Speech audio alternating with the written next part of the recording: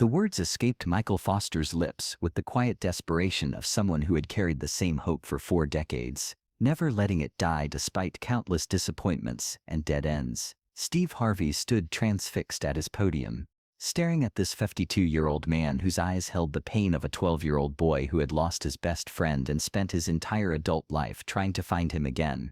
"I don't want to die without finding Tommy," Michael had said, his voice breaking slightly despite his efforts to stay composed. "We promised each other we'd be friends forever when we were kids, and I've never stopped looking for him. It's been 40 years, and not a day goes by that I don't wonder where he is.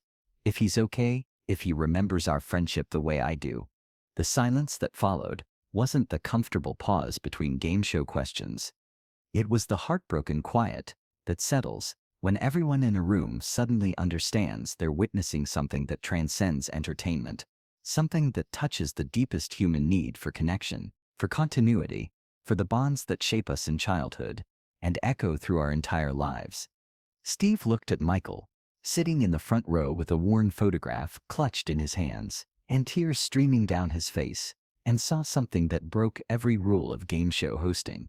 This wasn't about Family Feud anymore. This was about friendship in its purest form, about loyalty that defied time and distance, about a man who had never stopped believing that somewhere in the world was another man who remembered being 12 years old and inseparable. Let me take you back to how we arrived at this moment. How it started as a routine, Family Feud taping became a masterclass in enduring friendship, the pain of loss, and what it means to spend a lifetime searching for a piece of your own heart that walked away when you were just a child. It was a bright October morning at the Steve Harvey Studios in Atlanta, the kind of autumn day that makes everything feel possible and nostalgic. But sitting in the front row was a man whose presence represented something much more complex than seasonal reflection. He embodied the profound human longing for connection, for completion, for the resolution of stories that began in childhood, innocence, and were interrupted by circumstances beyond anyone's control. Michael Foster, 52 years old, with graying hair and kind eyes that held decades of searching, sat with the careful posture of someone who had learned to manage hope and disappointment in equal measure. In his jacket pocket was a photograph he had carried for 40 years, two 12-year-old boys with their arms around each other's shoulders, grinning at the camera with the absolute certainty that their friendship would last forever. Michael's story began in the summer of 1983, in a small town in Ohio, where he had lived his entire 12 years.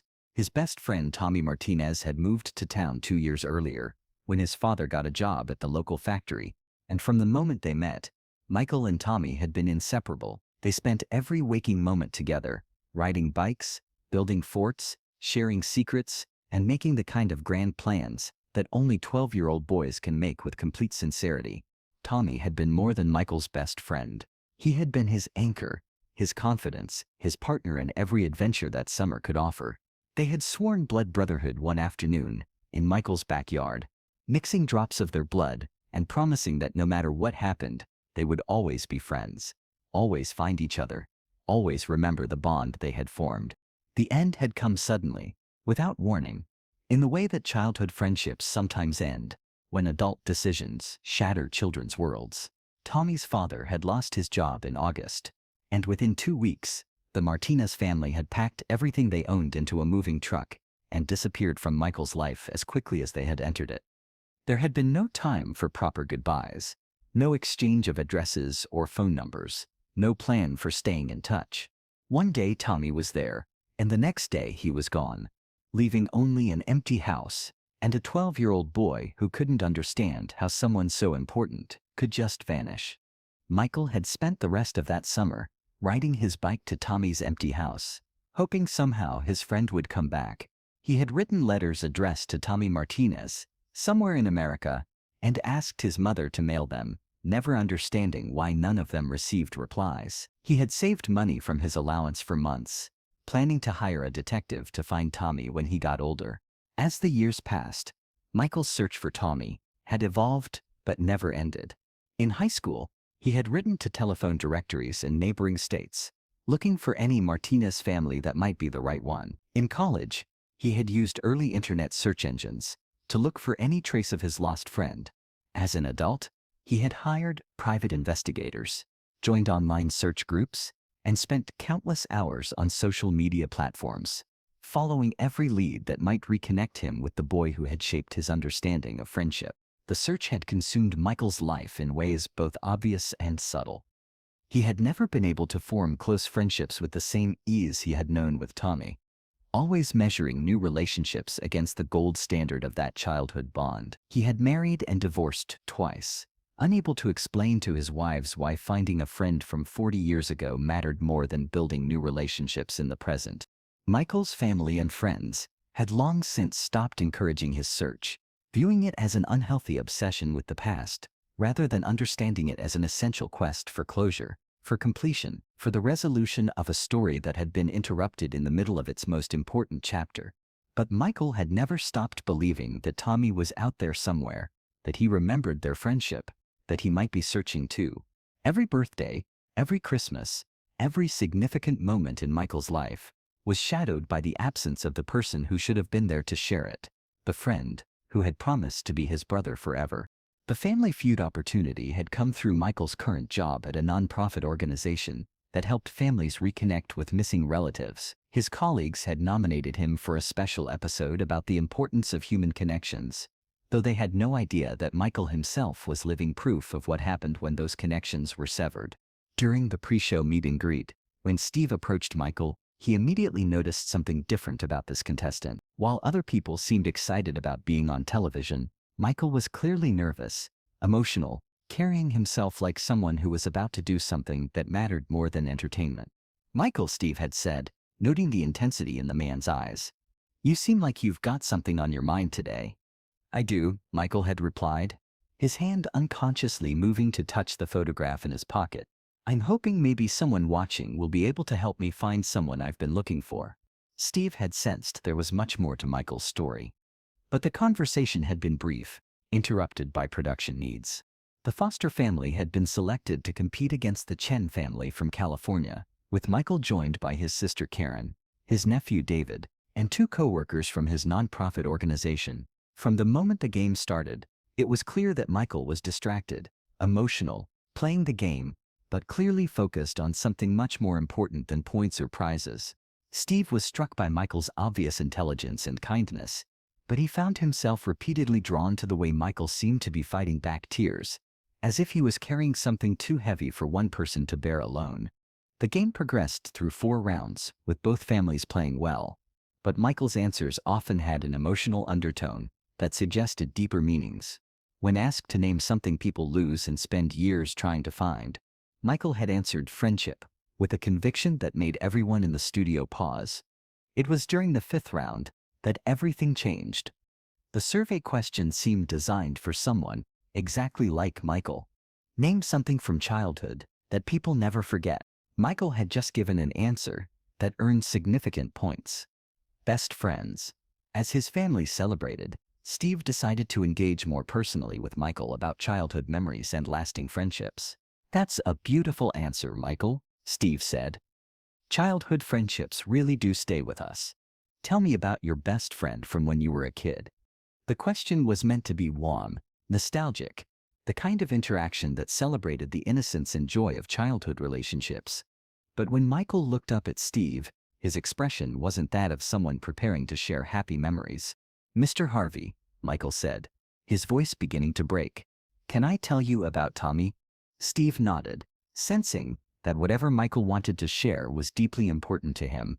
"Tommy Martinez was my best friend when we were 12 years old," Michael said, pulling the worn photograph from his pocket with trembling hands.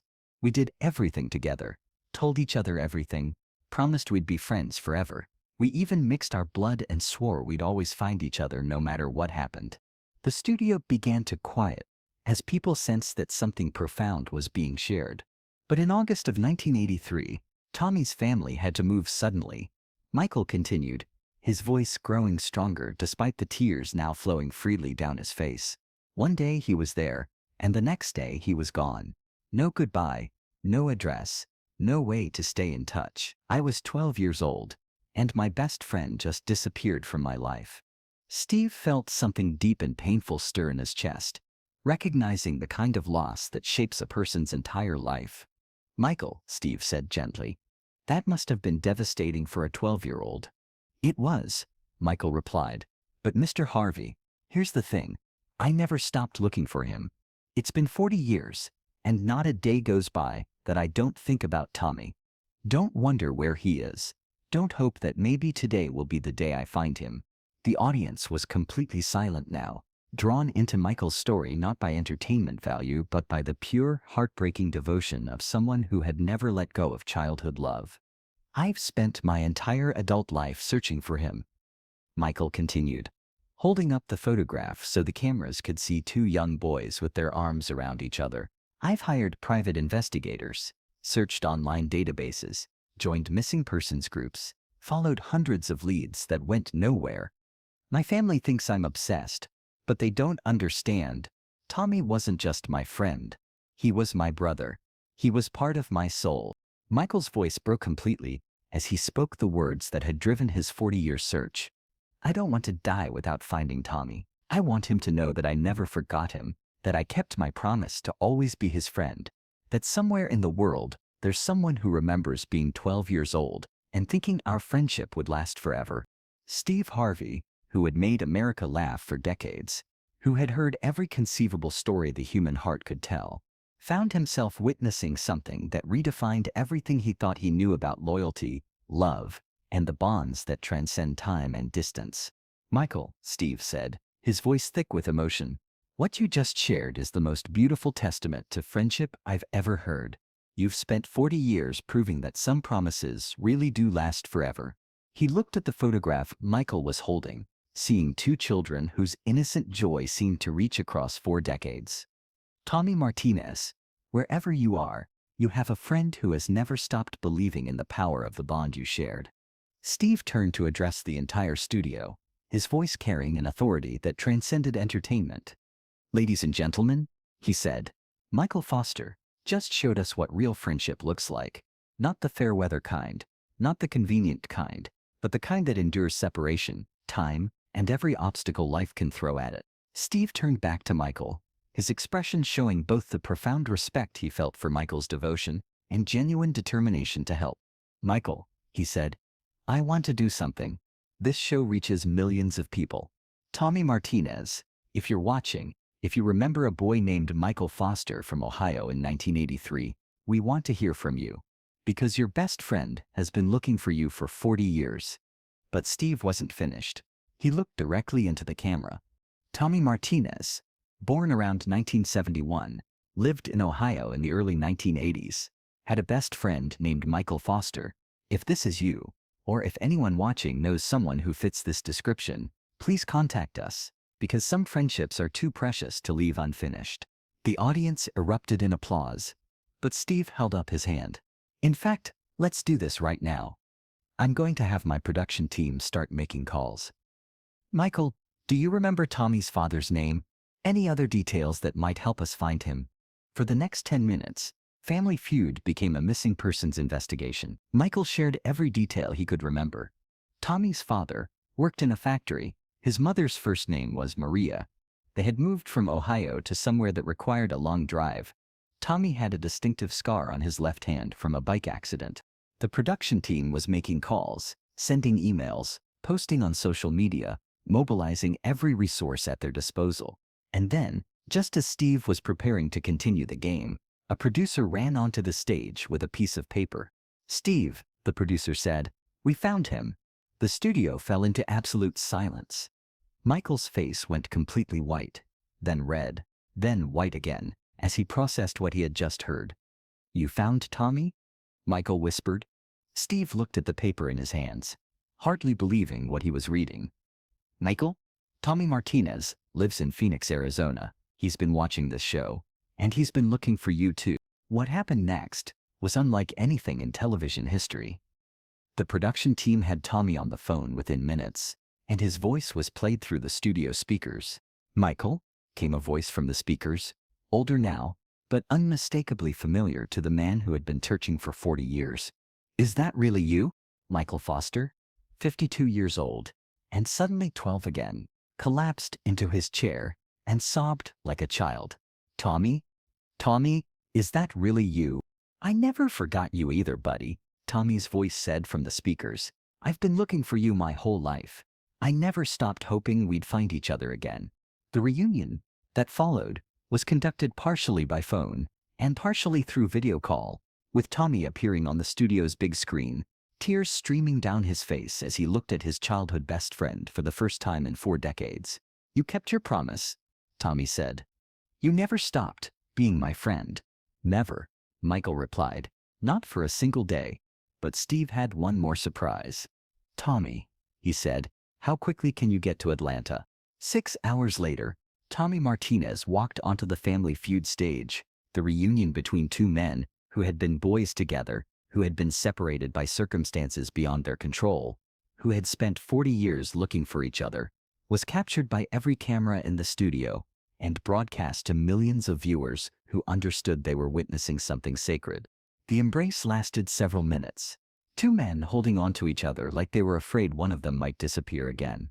When they finally separated, they were both sobbing and laughing simultaneously, overwhelmed by the reality that their 40-year search was finally over. "I can't believe you found me," Tommy said. "I can't believe I finally found you," Michael replied. The episode that aired 3 weeks later became the most watched program in Family Feud history. Not because of the game, but because viewers witnessed something that restored faith in friendship, in loyalty, in the power of never giving up on the people who matter most. But the real story was just beginning. Michael and Tommy, now 52 and 53, had 40 years to catch up on. They discovered that their lives had taken remarkably similar paths. Both had struggled with relationships, both had searched for each other, both had carried the memory of their childhood friendship as the gold standard for human connection. Steve established the Tommy and Michael Lost Friends Foundation, helping people reconnect with childhood friends, lost relatives, and other important people who had disappeared from their lives. The foundation has reunited thousands of people, always emphasizing that some connections are too precious to give up on.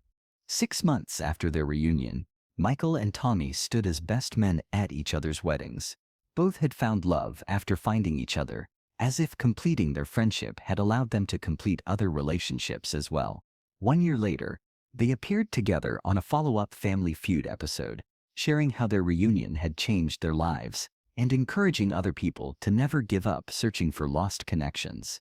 Steve Harvey learned something that day that changed how he approaches every conversation about friendship, loyalty, and what it means to keep promises made in childhood. He learned that some bonds transcend time, distance, and every obstacle life can create, and that the search for lost connections is never foolish if the connection was real.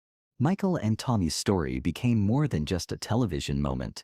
It became proof that childhood friendships matter, that promises made in innocence can be kept for a lifetime, and that sometimes the most important searches are the ones that take decades to complete. Because sometimes a man's 40-year search for his childhood best friend can teach an entire studio about the meaning of loyalty.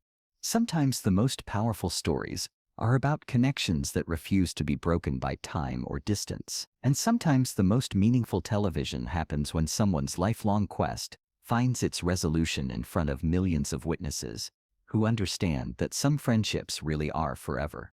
Michael Foster and Tommy Martinez proved that when two 12-year-old boys promise to be friends forever, sometimes forever really means forever, and that the most beautiful reunions are worth waiting 40 years to experience.